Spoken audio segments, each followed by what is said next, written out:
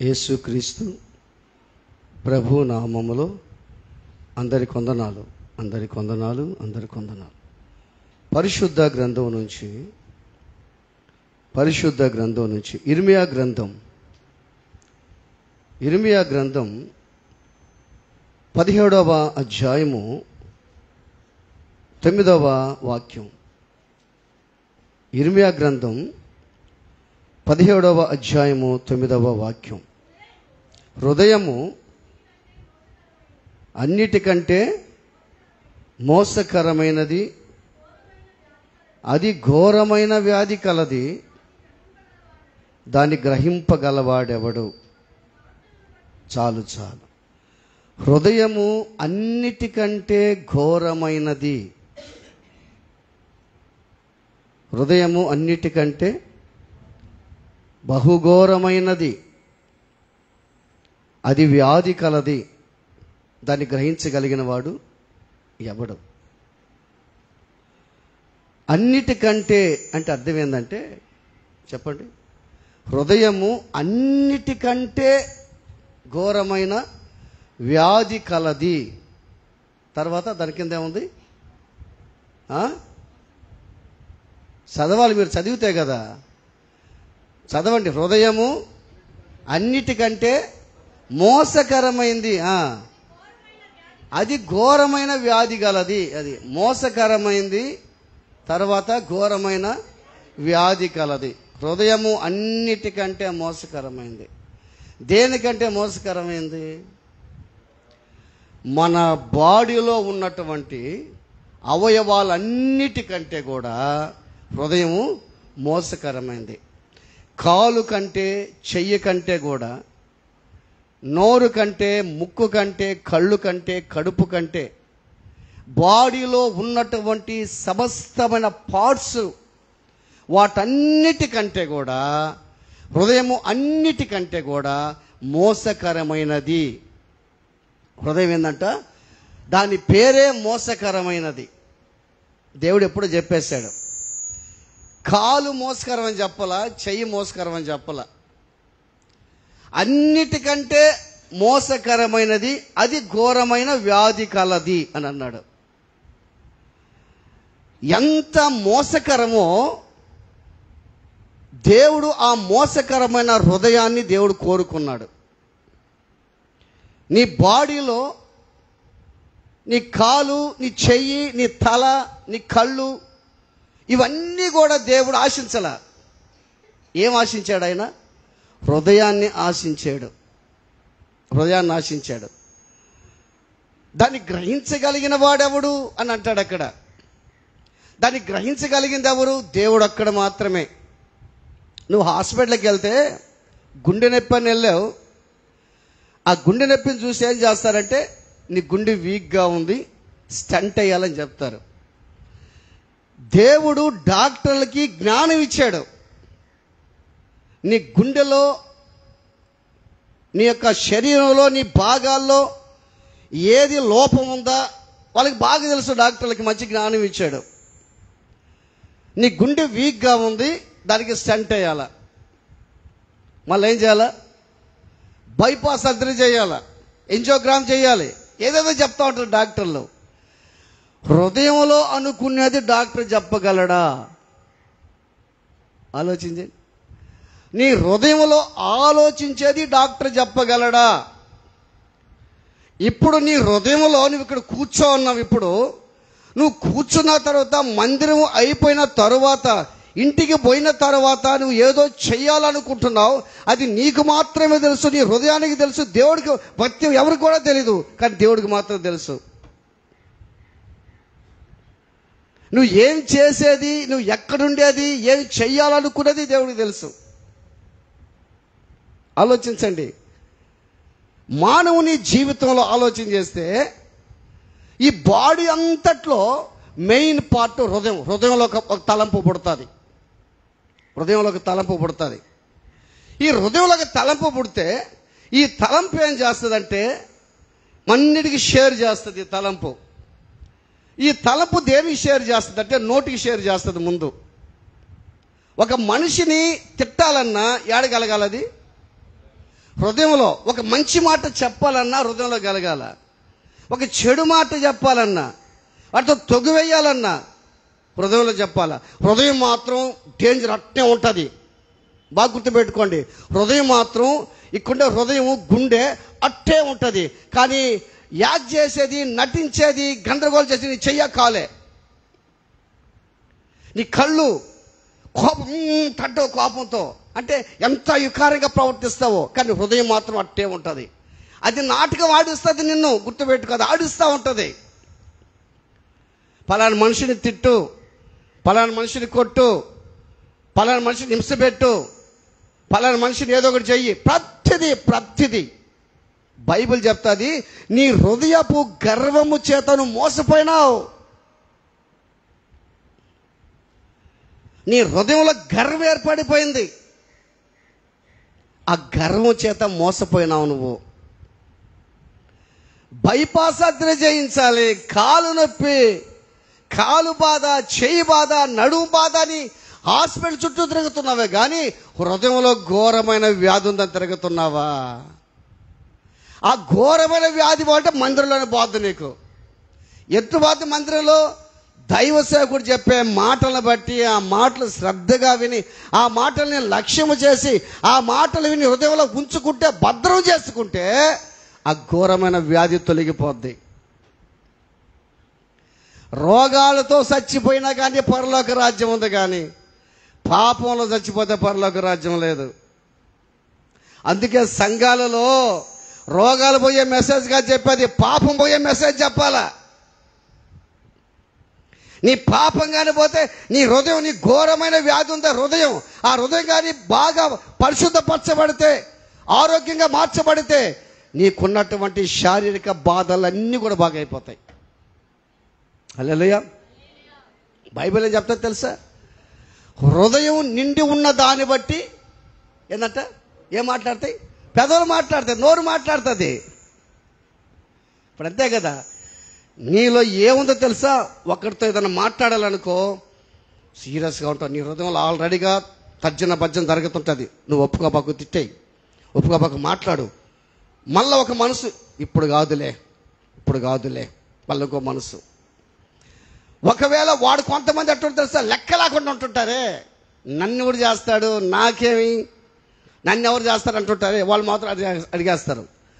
వీళ్ళు ఏం చేస్తారంటే కొంతమంది ఒక బయట పబ్లిక్గా అందరి ముందు మాట్లాడిపోయినా ఇంట్లోకి పోయిన తర్వాత అప్పుడు వెల్లడి చేస్తారు మొత్తం.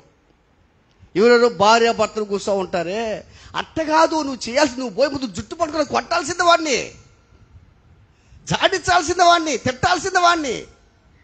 హృదయం గుర్తుపెట్టుకొని దేవుని బిడ్డలారా, ఎంత ప్రమాదకరమైన హృదయం గుర్తుపెట్టుకో. హృదయం అన్నిటికంటే మోసకరమైంది. ఏది కూడా మోసకరమైంది కాదు, నువ్వు మోసగాడివి కాదు, నీ హృదయం మోసకరమైంది. నీ హృదయాన్ని బట్టి నువ్వు పాడైపోతున్నావు, హృదయ గర్వాన్ని బట్టి పాడైపోతున్నావు నువ్వు. మనం హెచ్చించుకునే స్వభావం రావటం, మనం పొగుడుకునే స్వభావం రావటం. ఆలోచించండి, లూసిఫర్ కూడా అట్నే చేసింది కదా. లూసిఫర్ ఏం చేసింది? నేను దేవునితో సమానంగా ఉండాలనుకుందంట. ఎవరితో? నాకేమి తక్కువ, నేను కానీ ఒకసారి కానీ ఈ మ్యూజిక్ కానీ వాయిస్తే అబ్బా నాలాగా పాట పాడేవాడు ఎవరున్నారు? చూసావా? కొంతమందికి పాటలే ఇవాళ ప్రార్థనిస్తే నాకు పాట లేదా ఈరోజా అని అనుకుంటారు. ఒకవేళ ప్రార్థించేవాడికి పొరపాటున 1 2 3 4 5 వాళ్ళందరూ పాట నాకు ప్రార్థించాడు అంటే గర్వం. అంటే హృదయం చెప్తుంది తెలుసా, నువ్వెంత బాగా పాడతావు తెలుసా, నువ్వెంత బాగా పాడతావు, నువ్వు కానీ పాడితే ప్రజలు మైమర్చిపోతారు తెలుసా, నీకు ప్రార్థన ఇచ్చాడు గుర్తుపెట్టుకో. మనసులో పెట్టుకుంటుంది. ఈ మాట టక్కున ఇంకొకరితో షేర్ చేసుకుంటారు, ఈ మాట. అంటే హృదయం గర్వం. బాగా గుర్తుపెట్టుకొని దేవుని బిడ్డలారా, నీకు ఉన్నటువంటి లక్షణం ఏంటంటే నువ్వు మార్చబడాలి. హృదయం ఉందే ఆ మోసకరమైనది పోయి పరిశుద్ధపరచబడాలి. అది మోసకరంగా ఉండకూడదు. ఆ వ్యాధి అంతా పోవాలి. డాక్టర్ చుట్టూ తిరిగితే పోదు, మందిరంలోకి వచ్చి ప్రార్థన చేసుకుంటే పోద్ది. ఉపవాసాలుండి ప్రార్థన చేస్తే పోద్ది. వాక్యం చదివితే పోద్ది. ఆలోచించి ఇప్పుడు చూడండి, నీ హృదయంలో ఏమనుకుంటున్నావో బాగా తెలిసి. ఇప్పుడు మందిరం అయిపోయినా వెంటనే కొంతమంది మందిరం అయిపోతా ఇంటికి పోతారు కదా, అన్నం కూడా తినకపోయినా సరే ఫోన్ చేస్తారు. ఫోన్ తీసి అబ్బా ఇంతసేపు ఫోన్ చూడలేకపోయినా బట్ట కట్ట కట్ట కట్టకెత్తారు ఫోన్. దగ్గర ఫోన్. నీ హృదయంలో ఫోన్ తీయాలని ఆశ. ఒక జాకబ్ పాస్టర్ గుంటూరు ఆయన చెప్పాడు, ఈరోజు చాలా మంది సేవకులకి విశ్వాసులకంట ఏలి ఆత్మ లేదంట, ఎలుకల ఆత్మ ఉందంట. ఏమాత్మ అంట? ఏలి ఆత్మ, ఎలుకల ఆత్మ ఉందంట. ఎలుక ఏం చేస్తుందమ్మా? లాడుతూ ఉంటుంది. కొంతమంది లాడుతూ ఉంటుందా, హృదయంలో ఉన్న మాటను బట్టి టక టక టక ఇట్లా ఆలోచించి నీ పరిస్థితి, నీ ప్రభావం ఎలా ఉందో ఒక్కసారి ఆలోచన చేయి. ప్రభువా, హృదయం అన్నిటికంటే మోసకరమైందని చెప్పావు, నిజమే. నా హృదయాన్ని నువ్వు కోరుకున్నావయ్యా. ఇంకొక మాట చెప్తా మీకు, హృదయ శుద్ధి గల వారు ధన్యులు, వారు. ప్రతి ఒక్కరికి హృదయ శుద్ధి ఉందా లేదా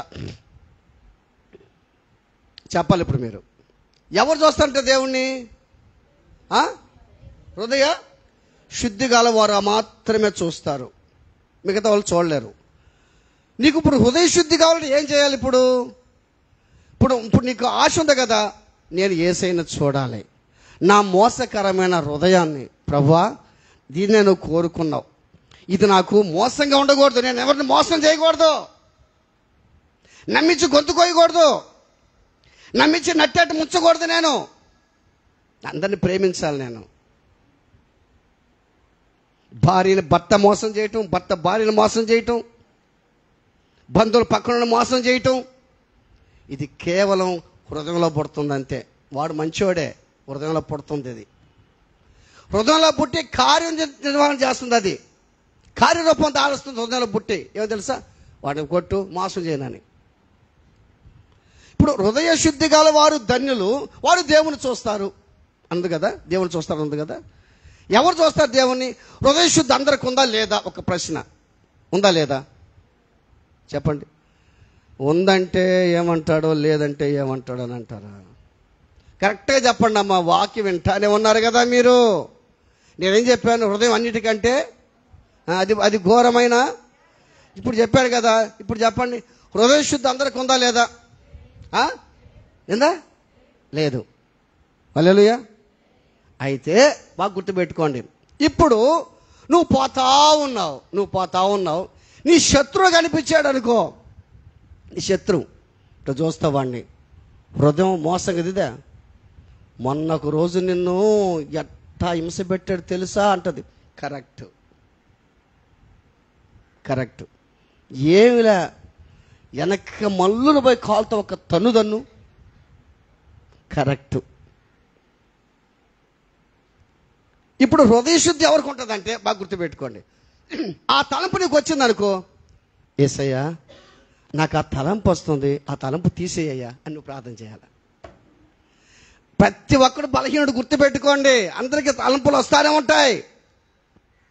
నువ్వు పోతున్న చెడు తలంపు ఒకటి వచ్చింది, చూడరాని ఒక దృశ్యం చూసావనుకో, చెడ్డ మనసులోకి వచ్చేసింది అనుకో, ప్రభువా ఆ చెడ్డ మనసు తీసేనైనా. నువ్వు పోతున్నావు అనుకో, సినిమా పాట వచ్చేసింది అనుకో, సినిమా పాట నీ నోటికి వచ్చింది అనుకో, ప్రభా ఈ పాట నుంచి తీసానైనా. ఈ మధ్య వినాయక చవితి పాటలన్నీ మా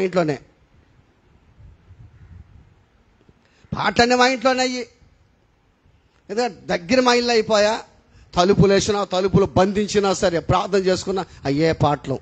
నేను దేవునితో మాట్లాడదా పాటలు వినేదా? నేను ప్రార్థన చేసే ప్రభా ఈ పాటలన్నీ నాలోకి వస్తున్నాయి నాయనా, ఇవన్నీ తెలిసిన పాటలే కదా నాకు ఒకప్పట్లో, ఇవన్నీ తీసేనాయని ప్రార్థన చేశా. హల్లెలూయా. హృదయ శుద్ధి. నీ హృదయం శుద్ధిగా ఉండాలి, గుర్తుపెట్టుకో, శుద్ధిగా ఉండాలి.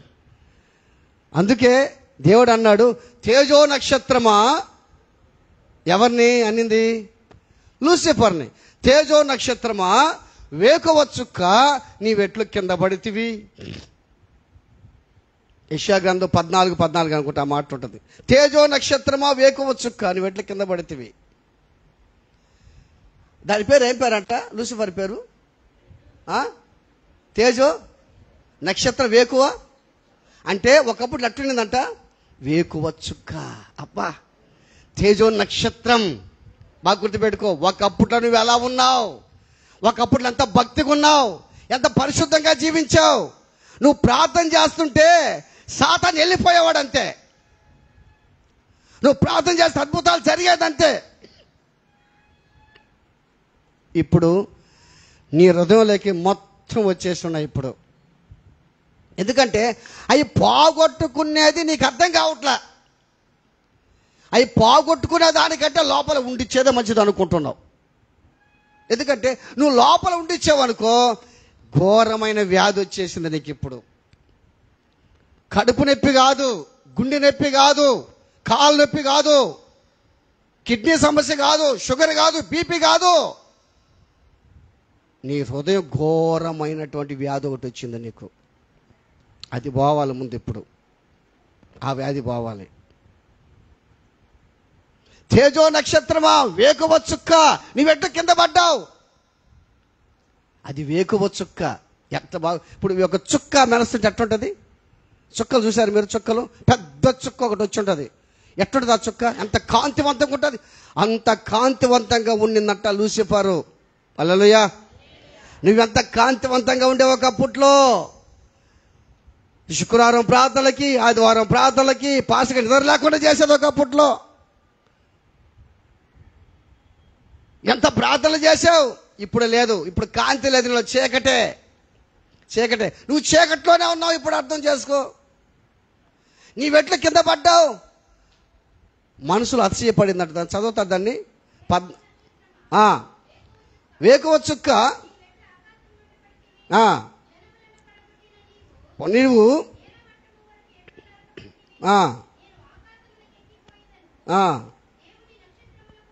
పైగా నా సింహాసనం హెచ్చించుకొనదను.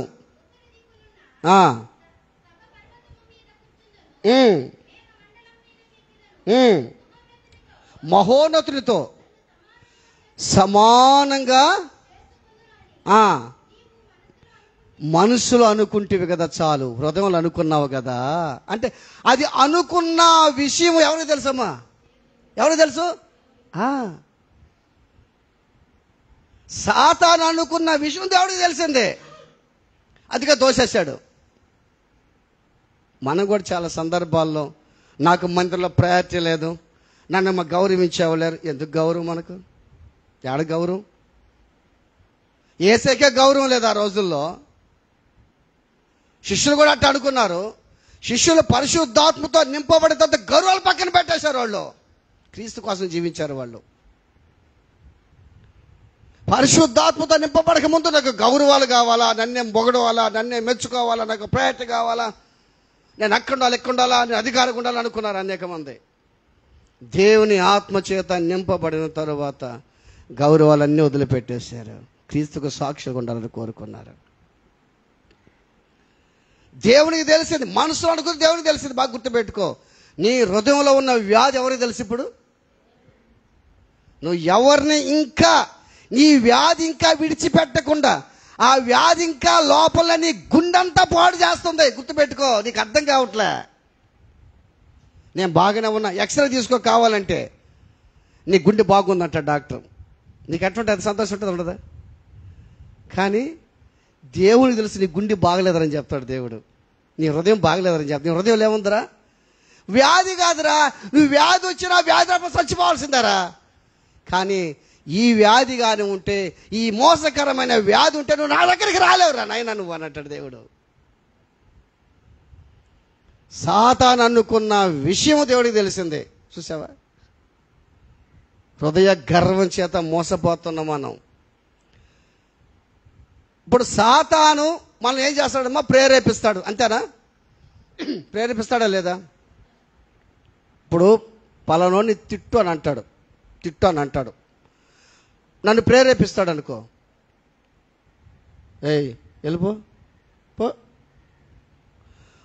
వాడు వస్తాడా మనం పిలుస్తాం వాడిని? గుర్తుపెట్టుకోండి. సాతాను, ఇప్పుడు మీకు ఒక ప్రశ్న, సాతాను మన దగ్గరకు వస్తాడా, మనం వాడిని పిలుస్తామా? మనమే పిలుస్తాం వాడిని. బాగా గుర్తుపెట్టుకోండి, రోషంగా పౌరుషంగా నువ్వు విశ్వాసం, నువ్వు క్రైస్తవుడు, నువ్వు నీ దగ్గరికి రావాలని వాడు గడగలాడుతాడు. వాడు అంతే వణకుతాడు. వాడు అమ్మో ఈయనతో పని కాదయ్యా, ఈయనతో పని కాదయ్యా అంటాడు. ఇంకోరు చూశాడు అనుకో, ఈమె నేను ఆవిడ ఉండలా అంటాడు, నేను ఆవిడ ఉండా, నేను వాళ్ళ ఉండా అని అంటాడు. వాడు ప్రేరేపిస్తాడు. వాడు ఏం చేస్తాడు? ప్రేరేపిస్తాడు. వాడు ఇదిగో ఈ పని చేయంటాడు, ఏయ్ పో రాబాకి పో, వీడితో పనే కాదు నాయన, వీడి తోటని వెళ్ళిపోతాడు. వాడు టక్కని ప్రేరేపించాడు అనుకో, ఇదిగో వాడితో మాట్లాడబాకు, నువ్వు వాడితో మాట్లాడకుండా ఎట్టైనా సరే వాడిని సిగ్గుపరచాలి నువ్వు అన్నాడు అనుకో, నిజమే. వాడు ప్రేరేపిస్తాడు, నువ్వేం చేస్తున్నావు? దాన్ని వాడిని ఆహ్వానించుకుంటున్నావు. చేయరాని కార్యాలు చేయుటకు సాతానికి ఏం చేసింది? భ్రష్ట మనసు ఇచ్చింది.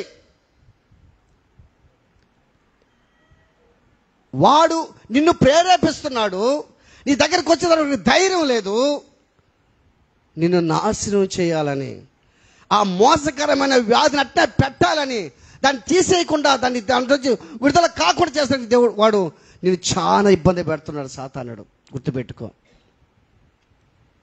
అందుకే పరిశుద్ధ గ్రంథంలో అపోస్తల కార్యాలు 5వ అధ్యాయము 3వ వాక్యం చూడండి. అపోస్తల కార్యాలు. అప్పుడు పేతురు, అననీయ నీ భూమి వెలలో కొంత దాచుకొని పరిశుద్ధాత్మను మోసపుచ్చుటకు సాతాను ఎందుకు నీ హృదయమును ప్రేరేపించను చాలు. ఈ మాట ఎవరు అంటున్నారు? అపోస్తుడైన పేతురు ఎవరితో అంటున్నాడు? అననీయాతో అంటున్నాడు. అననీయాకి పొలం అంతా అమ్మాడు. ఆ రోజుల్లో వాళ్ళ ఆస్తులన్నీ తెచ్చి అపోస్తుల పాదాల దగ్గర పెట్టారు. పెట్టాలని రూలేం లేదు. నువ్వు ఎంత అమ్మావో, 50,000 అమ్మావు అనుకో, అయ్యా 50,000 అమ్మాను, ఇదిగో 25,000 నువ్వు తీసుకో నాకు కావాలి. ఆయన ఏమన్నాడు? చాలామంది చెప్తుంటున్నా, ఆదాయం 5 లక్షలు వచ్చింది అనుకో, ఎట్టొచ్చింది ఆదాయం అంటే ముందే మొఖం మాడుస్తారు వాళ్ళు. అంటే మనం ఏమనుకోవాలి తెలుసా? ఓ ఆదాయం రాలేదని. ఎంత వచ్చింది అది? ఏం రాలే, 2 లక్షలే, లోపల 5, 2 వచ్చింది. సరే పొలం ఎన్ని పండింది? ఆడంత పండింది, ఆడు ఏమీ లేదా. దేవుడు అంటాడు, నేను నిన్నంత ఆశీర్వదిస్తున్నాను కదరా నాయన, నీకింత, నీ బిజినెస్ ఇంత బాగా చేశానే, నీ ఉద్యోగం ఇంత బాగా చేశానే, నీ ఇంటింత బాగా చేశానే, నువ్వు చెప్పుకోకుండా ఆ అబద్ధాలు ఎందుకు చెప్పుకుంటావు? ఎవరు ప్రేరేపించారు అననీయాని? అంతేనా? ఇప్పుడు నేను చెప్పానా? అదే కదా. సాతాను ఏం చెప్పాడు? అననీయ ఎవరు? ఓ తేజో నక్షత్రమో వేకువచ్చు కా రా రా రా రా రా రా. బాగున్నావా? బాగున్నాను. ఏదో పొలం అమ్మామంటేనే అమ్మినా ఎంత వచ్చింది? 5-6 లక్షల దాకా వచ్చింది. ఎవరికి నిజం చెప్పాడు? సాతానికి నిజం చెప్పి పాసకి అబద్ధం చెప్పేది. మనుషులకి ఏమో నిజం చెప్పేది, పాసకి అబద్ధం చెప్పేది. ఇప్పుడు కరెక్ట్గా మనుషుల నుంచి మాట్లాడుకుంటారు. పాసకాడికి వచ్చేలాగే అట్ట జబ్బాకు ఇట్ట చెప్దాం, ఈ విధంగా కానీ చెప్తే ఆ విధంగా వస్తుంది. ఎవరికి? పాస్టర్కి. దేవుని బిడ్డలారా ఆలోచించి, ఉన్నది ఉన్నట్టు నువ్వు దేవుని సన్నిధిలో ఒప్పుకో. పరిశుద్ధాత్మను మోసపుచ్చాడంట. అదే రాసింది, అక్కడ రాసింది. ఏమని రాసింది? హృదయం అన్నిటికంటే మోసకరమైన చదివాం మనం. ఆడేముంది అక్కడ? మనం చదివిన దాన్ని. అప్పుడు పేతురు, అననీయ నీ భూమి వల్ల కొంత దాచుకొని పరిశుద్ధాత్మను మోసపుచ్చుటకు సాతాను ఎందుకు నీ హృదయమును ప్రేరేపించాడు. బాగా గుర్తుపెట్టుకో, అనన్యాన్ని ప్రేరేపించింది ఎవరు? సాతాను. అంటే అర్థం ఏంటంటే అననీయ సప్పిర తోడు దొంగలు, భార్యాభర్తలు తోడు దొంగలు. ఒక బండికి పొయ్య ఎద్దు కడతారు, పాన్ ఎద్దు కడతారు. సీనియర్ ఎద్దు చిన్నగా పోతూ ఉంటుంది, ఇంకో ఎద్దు లాగుతుంటుంది. రెండు పొయ్య ఎద్దులు కట్టారనుకో, ఇక నా బండి ఆయన కాలం దోసేస్తుంది. అది రెండు పోడతలు కట్టామనుకో, ఇప్పుడు 5 గంటలకు బయలుదేరితే దాని ఊరికి 2-3 గంటలకు పోతాం రాత్రికి. ఆలోచన చేయి. అంటే అననీయ సప్పిర ఎటువంటి వాళ్ళు అంటే పేరుకు క్రైస్తవులే, పేరు క్రైస్తవ, పరిశుద్ధాత్మతో నింపబడిన క్రైస్తవులు కాదు వాళ్ళు. వాళ్ళ పరిశుద్ధాత్మ లేదు. పరిశుద్ధాత్మ ఉంటే నువ్వు పరలోక రాజ్యం జారగలవంతే. పరిశుద్ధాత్మని మోసపుచ్చారు వాళ్ళు. చూసావా సాతాను ఎంత ప్రాణేశాడు? మీరు పరిశుద్ధాత్మను మోసపుస్తే అప్పుడు నువ్వు నా బిడ్డ అవుతానని చెప్పాడు సాతానుడు. వాడు మాట విన్నారు కానీ దేవుని మాట మాత్రం వినలా, సేవకుని మాట వినలా. అరే సేవకునికి అబద్ధం చెప్తే ఎట్టుంటుంది అని అనుకోలే వాళ్ళు. ఈ మాట పేతురు గురించి చెప్పారు. చెప్పండి, ఎవరు చెప్పారు? పరిశుద్ధాత్మ దేవుడు చెప్పాడు. అననీయ, పేతురు, అది అననీయ కొంత అమ్మేసి కొంత తెస్తున్నాడయ్యా, అబద్ధం చెప్తాడు దగ్గరకు వచ్చి. ఈ మాట అడిగేశాడు. ఇప్పుడు బాగా గుర్తుపెట్టుకో, పాస్టర్ గురించి చెప్తారు, పాస్టర్ గురించి చెప్తారు. చెప్పు, నా గురించి చెప్పారు, నీ గురించి చెప్పారు అంటారు. పరిశుద్ధాత్మ దేవుడు చెప్తాడు పాస్టర్కి. వాక్యంలో పరిశుద్ధాత్మ దేవుడు బోధించమని చెప్తాడు. దేవుడు ఏం చెప్తాడో పాస్టర్ అదే మాట్లాడతాడు. అంతేగాని ఏ కోణంలోనైనా ఆలోచన చేయి. నువ్వు చేసే ప్రతి ప్రయత్నం, నువ్వు చేసే తప్పు వాక్యం ఎత్తి చూపిస్తుంది నిన్ను. పరిశుద్ధాత్మను మోసపుచ్చుటకు సాతాను ఎందుకు హృదయాన్ని ప్రేరేపించింది? సాతాను ప్రేరేపిస్తాడమ్మా, సంపమని ప్రేరేపిస్తాడా? ఈ మధ్య నెల్లూరులో చూసారా మీరు? నెల్లూరులో ఒక అమ్మాయి ఫోన్ చేసి ఇంటికి వచ్చినట్టు పొడి చేశాడు అంటాడు కత్తితోటి. ఎవరు ప్రేరేపించారు వాడిని? సైతా. ఒరే కత్తితో పొడవు అన్నాడు వాడు. పాపం మెట్ట పొడిసేది నాన్న, పాప మా అమ్మాయినా అని అనుకున్నాడు వాడు. కరెక్ట్, పొడవాలా. చిన్న కత్తితో సైతాన్ని పొడవచ్చి పెద్ద కత్తితో పొడుస్తాను అన్నాడు. బాగా గుర్తుపెట్టుకోండి. అమెరికాలో మీకు కొంతమంది చూస్తుంటారు, చార్లీ క్రిక్ గొప్ప సేవకుడు. ఇంకో విషయం చెప్తా, ఆయన ట్రంప్కు ఫ్రెండ్ అంట. ప్రైమ్ మినిస్టర్ ట్రంప్కి ఫ్రెండ్. ట్రంప్ వయసాడా, ఈయన వయసాడా? ఎంత వయసు ఆయనకి తెలుసా మీకు? 31-32 సంవత్సరాలు ఆయనకి. 93లో పుట్టాడు, 25 మన సెప్టెంబర్లో చనిపోయాడు. మన ఆగస్టులో ఎప్పుడో చనిపోయాడు పాపం. ఈ నెలలో చచ్చిపోయినట్టున్నాడు. మంచి స్పీకర్ ఆయన. వాక్యం చెప్తా ఉన్నాడు, కాల్ చేశారు. ఎంత వయసు అయింది? 31 సంవత్సరం అయితే సాతానుడు ప్రేరేపించాడు. ఏమని? కాల్ చేశాడు. ఏం దేవుడు కాపాడకూడదా? నో, దేవుడు కాపాడకూడదా? దేవుని చిత్తం అలాగ ఉందంతే. వాడు అతను చనిపోవాలా. చంపింది ఎవరు తెలుసా? అది కూడా చెప్పేశారు. చంపింది ఎవరు తెలుసా? అమెరికాలో లూసిఫర్ తెగ ఒకటి ఉందంట.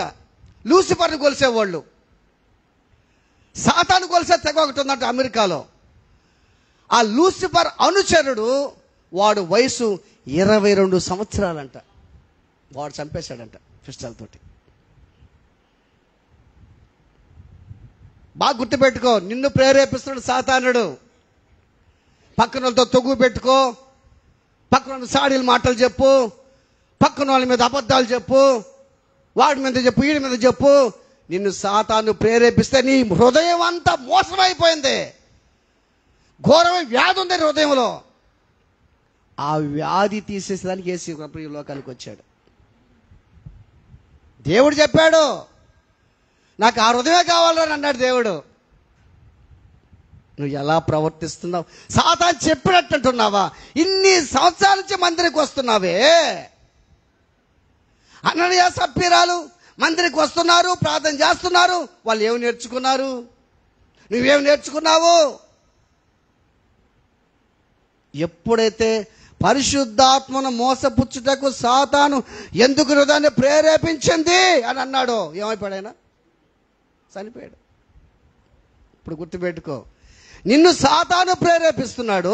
సాతాను చెప్పినట్టు నువ్వు చేస్తున్నావు. నువ్వు ఆత్మీయంగా చచ్చిపోతున్నావు. ఇప్పుడు నీళ్ళేం ఆత్మీయత లేదు ఇప్పుడు. కాకపోతే పేరుకి ప్రార్థన చేస్తావు, పేరుకి పాట పాడతావు, పేరుకి పరిచయం చేస్తావు, పేరుకి బాగుంటుంది. నీళ్ళ ఆత్మీయత లేదు. నీళ్ళ ఆత్మీయత లేదు. దేవుడు పరిశుద్ధాత్మతో నింపబడినోడే రేపు పరలోక రాజ్యంలో ఉంటాడు. కానీ పరిచర్య చేసే వాళ్ళు అందరూ బారు, పాటలు పాడే వాళ్ళు అందరూ బారు, వాక్యం చదివే అందరూ బారు. ఇంకో విషయం చెప్తా మీకు, మంచి విషయం చెప్తా. ఇప్పుడు ఆలోచన వచ్చింది నాకు. వాక్యం ఎవరికి అర్థమవుతుందో తెలుసా? చదువుకున్న వాళ్ళు ఎంతమంది ఉన్నారు? చెప్పు, చదువుకున్న వాళ్ళు ఎంతమంది ఉన్నారు ఇక్కడ? చదువుకున్న వాళ్ళు అంత చేతి, చదువుకున్న వాళ్ళు మాత్రం చేతులు ఎత్తాను. చదువుకున్న వాళ్ళు, చదువులేని మాకు హ్యాపీ అనుకోవచ్చు మీరు, మంచిదేలే. చదువు వచ్చిన వాళ్ళందరికీ వాక్యం ఎవరికి అర్థమవుతుందో తెలుసా? ఎవరిలైతే దేవుడు ఉంటాడో వాళ్ళకి అర్థమవుతుంది ఆ వాక్యం. అందరికి అర్థం కాదు. కాబట్టి చదువుకుంటూ పోతా ఉంటారు, చదువుకుంటూ పోతా ఉంటారు. నీకు అర్థం కాదు అది. ఒక్కొక్క మాట చదువుతుంటే గుండె పగిలిపోతుంటుంది. ఒక్కొక్క మాట చదువుతుంటే, నువ్వు దేవుని ఆత్మతో నింపబడుతుంటే ఆ రోజు ఆ మాటలు నీలో పనిచేస్తాయి. దేవుని పిల్లలు ఆలోచన చేయి. సాతాను హృదయాన్ని ప్రేరేపిస్తాడు. రెండోది, నీలో సరైన హృదయం కావాలి. నీకు ఏం కావాలి? సరైన హృదయం కావాలి. చూడండి, అపోస్తుల కార్యాలు 8:21 చూడండి. అపోస్తుల కార్యాలు, నీ హృదయము దేవుని ఎదుట సరైనది కాదు కనుక ఈ కార్యం అందు నీకు పాలు పంపులు లేవు. ఎవరితో చెప్తున్నాడు ఈ మాట? ఎవరితో? గారడి సీమోన్ తోటి. ఎవరు చెప్పారు? పేతురు చెప్పాడు. పరిశుద్ధాత్మ కావాలని అందరూ పరిశుద్ధాత్మ నింపబడుతుంటే వాళ్ళ ముందు డబ్బు పెట్టి నాకు వరం కావాలనుకున్నాడు. అరే, నీకు వరం కావాలంటే హృదయంలో మోసం తీసేసుకోను. ఆయన హృదయంలో వ్యాధి తీసేసుకో, నీకు పరిశుద్ధాత్మ వరం వస్తుంది. నీకు పరిశుద్ధాత్మ వరం, భాషలు, ప్రవచనాలు, దర్శనాలు నీకు రావాలంటే నీలో ఉన్న వ్యాధి పోవాలంతే. నీలో ఉన్న వ్యాధి పోవాలంతే.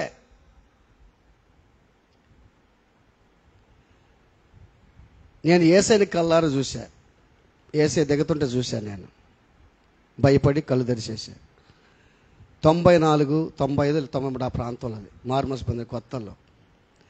ఆ అనుభవం కోసం తనకలాడుతుండా ఇప్పుడు నేను అనుకుంటున్నాను, అప్పట్లో నాకు అనుభవం ఇచ్చావు, ఇప్పట్లో ఇయ్యలేదంటే నేను ఎంత వెనకబోయిపోయినాను ప్రభువా. ఇంకా నా హృదయంలో ఏముంది? ఖాళీగా ఉందా లేకపోతే ఇంకా ఉందా నా హృదయంలో ప్రభువా? ఇంకా నేను తప్పు చేస్తున్నానా, పాపంలో ఉన్నానని దేవుని అడుగుతున్నాను నేను. నువ్వెందుకు కనపడవని ఆలోచించు. ఇప్పుడు ఆలోచించే, నీ హృదయం దేవుని ఎదుట సరైనదిగా ఉందా, సరైనదిగా లేదా? నువ్వు ఆత్మతో నింపబడాలంటే, పరిశుద్ధాత్మతో నింపబడాలి అంటే నీ హృదయం దేవుని ఎట్లా ఉండాలంట? సరైనదిగా. అందుకని నీకు దీంట్లో పాలు పంపులు లేవన్నాడు పేతురు. నీ వెంట నీతో నశించునుగాక. ఆ మాటకి భయం వేసి మా కోసం ఏం చెప్పి ప్రార్థన చేయమన్నాడు. ఎవరు?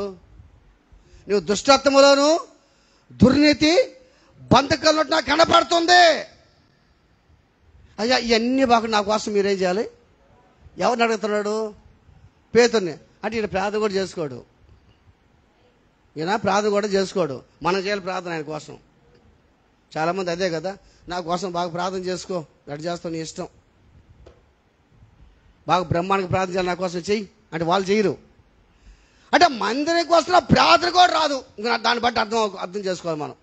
మందిరానికి వస్తున్న ప్రార్థన కూడా రాదు.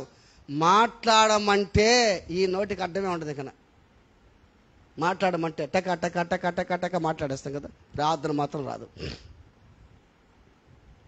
దేవుని బిడ్డారా, నీ హృదయము దేవుని ఎదుట ఎట్టుందంట, సరైంది, సరైన హృదయం ఒకటి ఉందంట. ఎవరు తెలుసైనా? దావీదు. దేవుడు అన్నాడు, దావీదు నా హృదయానుసారుడు అన్నాడు. నా చిత్తాన్ని నెరవేర్చే వ్యక్తి దావీదు, యెషయా కుమారుడు దావీదు. నా చిత్తాన్ని నెరవేర్చేవాడు నా హృదయానుసారుడు అన్నాడు దావీదు దేవుడు. బాగా గుర్తుపెట్టుకో. అంటే నాలో ఏముందో దావీదులో కూడా అదే ఉంది. నేను ఏమనుకుంటున్నాను దావీదు అదే అనుకుంటున్నాడు. దావీదు ఒక్క తప్పు తప్ప ఏ పాపం కూడా చేయలేదు, పరిశుద్ధుడైన దావీదు. మనం ఎన్ని చేస్తున్నాం? మనం ఎన్ని పొరపాట్లు చేస్తున్నాం? ఆలోచించి. నా హృదయానుసారుడు అన్నాడే దావీదుని. అందుకే దేవుడు అన్నాడు, దావీదా నువ్వు నా హృదయానుసారుడు అయ్యా, అందుకని ఇదిగో ఒక విషయం చెప్తా నేను. చెప్పయ్యా, నీ సంతానములో ఎవరో ఒకరు రాజ్యం వెళ్తానే ఉంటారయ్యా. అంత చప్పలు కొట్టండి. నీ సంతానములో ఎవరో ఒకరు రాజ్యం వెళ్తుంటారయ్యా. ఇంకో విషయం చెప్తా మీకు, నీతిమంతుని పిల్లలు తదనంతరము దీవించబడతారంట. బాగా గుర్తుపెట్టుకో. నువ్వు నీతిమంతురాలుగా ఉన్నప్పుడు గుర్తుపెట్టుకో, మన టైం అయిపోయింది, ఇంకా చనిపోయిన దగ్గరకు వచ్చేసాయి. చనిపోయేదానికి వయసుతో తేడా లేదు. 31 సంవత్సరాలకి చార్లీ గారు చనిపోయారు, హతసాక్షి అయిపోయాడు. నువ్వు చనిపోయినా కానీ పలానామి చనిపోయిన వాళ్ళ పిల్లలు బాగుండారయ్యా నాన్నల, పలానోడు చనిపోయిన వాళ్ళ పిల్లలు వాళ్ళు చేసే ప్రార్థన అయ్యేదా. అయిపోయింది, ఆయన చచ్చిపోయిందా, వాళ్ళు చూడు అట్ట అయిపోయారు చూడు, దిక్కు లేకుండా అయిపోయారు చూడు, వాళ్ళు చూడు దిక్కు లేకుండా అయిపోయారు చూడు అని అనిపించుకుంటావా? బాగా గుర్తుపెట్టుకో. నా హృదయానుసారుడు దావీదు అన్నాడే. ఈ రోజున ఆలోచించేయి, దేవుడు నిన్ను మెచ్చుకుంటున్నాడా? పలానా నా హృదయానుసారురాలయ్యా, నా హృదయానుసారుడు అయ్యేవాడు అంటున్నాడా? నేను దేవుడు మెచ్చుకుంటున్నాడా? ఆలోచించు. నువ్వు చనిపోక ముందే నువ్వు మంచి పేరు తెచ్చుకో, గుర్తుపెట్టుకో. చనిపోతే ఇక్కడ లేదు.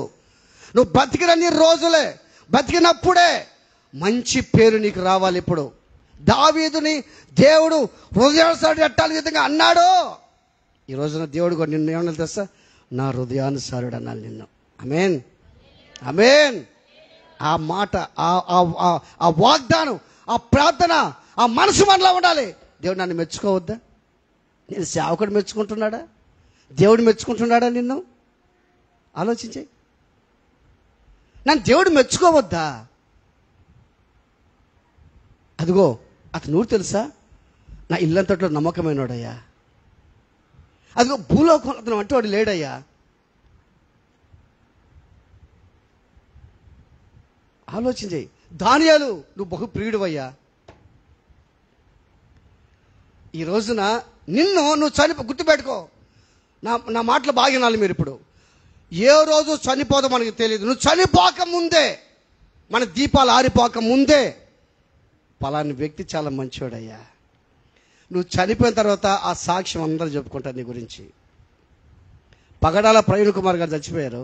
ఇప్పుడు ఆయన సాక్ష్యం టీవీల్లో, ఫోనుల్లో మోగుతుంది కదా. తర్వాత గంటల ప్రకాష్ గారు, ఆయన చనిపోయాడు మామూలుగా బాగలేక. నిజంగా ఆయన అన్నాడంట, 25 సంవత్సరాల నుంచి కిడ్నీ సమస్య ఉందంట ఆయనకి. ప్రభువా నీకు ఇష్టమైతే బాగు చేయను అన్నాడంట.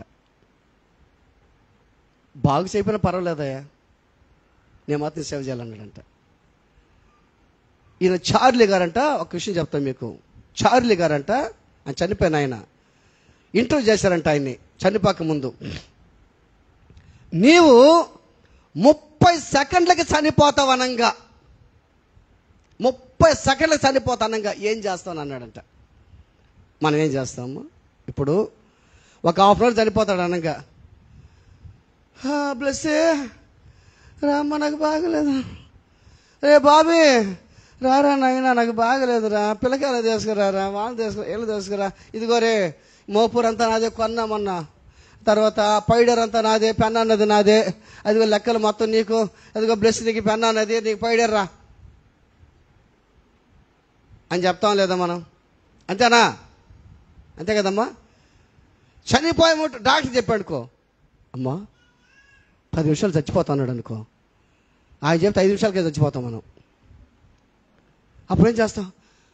అమ్మ అయ్యా అబ్బిని పిలు, అమ్మా ఇదిగో నువ్వు ఆ దండల్లా వాడికి ఇచ్చిండ, తీసుకో దండ, ఈ దండ తీసుకో అని చెప్పా. ఆయన అన్నాడంట, భార్య కూడా యంగ్ అంటే బాగా గుర్తుపెట్టు, 31 సంవత్సరాలు అయితే భార్య ఎట్లుంటుందమ్మా, ముసలామే యంగ్. నేను చూసాను, ఫోటో కూడా చూశాను నేను. ఆయన అన్నాడంట, ఆయన అన్నాడు తెలుసా, 30 సెకండ్లలో చనిపోయే సమయం నాకు వస్తే నా పక్కన ఎవరైతే ఉంటారో సువార్త చచ్చిపోతాను అన్నాడంట. అంటే భార్య కాదు, బిడ్డలు కాదు. ఆమేన్, హల్లెలూయా. ఏం బంధాలు! రేపు నువ్వు చచ్చిపోతే నీ భర్త భార్య కాసేపు డబ్బా డబ్బా డబ్బా డబ్బా డబ్బా డబ్బా వేసేస్తాం, మళ్ళా బాగా స్పష్టంగా స్నానం చేసేస్తాం, స్నానం చేసి అన్నం పెడతారు, తినేస్తాం, చచ్చిపోయింది అంటాం, కూటం అయిపోద్ది, ఇక అయిపోద్ది. అంటే రొటేషన్ అంతే, ఇది రొటేషన్ అంతే. బాగా గుర్తుపెట్టుకో, చనిపోకముందే నీ సాక్ష్యం గురించి అందరూ చెప్పాలి. ఈ రోజున నువ్వు చనిపోకముందే పలానా మంచి వ్యక్తి, పలానోడు మంచోడయ్యా, భక్తి కలిగినోడయ్యా, పరిశుద్ధుడు అని చెప్పాలి అందరూ. నువ్వు చనిపోయిన తర్వాత నీ బిడ్డలకి, రేయ్ మీ నాయన చాలా మంచోడురా, మీ అమ్మ చాలా మంచిదిరా అని చెప్పాలా. నీతిమంతుని పిల్లలు తదనంతరం జీవించబడతారంటే ఈరోజు నువ్వు పరిశుద్ధంగా జీవించాలంతే. తెలుసా? ఎవరి కోసం? దేవుని కోసం. రేపు నువ్వు చనిపోయిన తర్వాత నీ వల్ల నీ బిడ్డలు పాడైపోతారంతే. వాళ్ళ ఆయన మంచోడే కాదురా, వాళ్ళ అమ్మ మంచిదే కాదురా, ఉన్నప్పుడు అట్టట్టుండారు ఒకరంతా, వాళ్ళ ఆయన చచ్చిపోయాడు చూడు, అట్లా చూడు, అడుక్కోతుంటాడు చూడు అని అనిపిస్తావా? ఆలోచించాయి. ఈరోజు ఒక ప్రశ్న వేసుకో. దావీదుని నా హృదయానుసారుడు అన్నాడు. ఈరోజు దేవుడు నేను మెచ్చుకుంటున్నాడా? నన్ను మెచ్చుకుంటున్నాడా? నువ్వు ఎలా జీవిస్తున్నావు? ఒక ప్రశ్న వేసుకుందాం. అందరూ పగిలేసిన కొడదాం. ఇంకా సబ్జెక్ట్ ఉంది.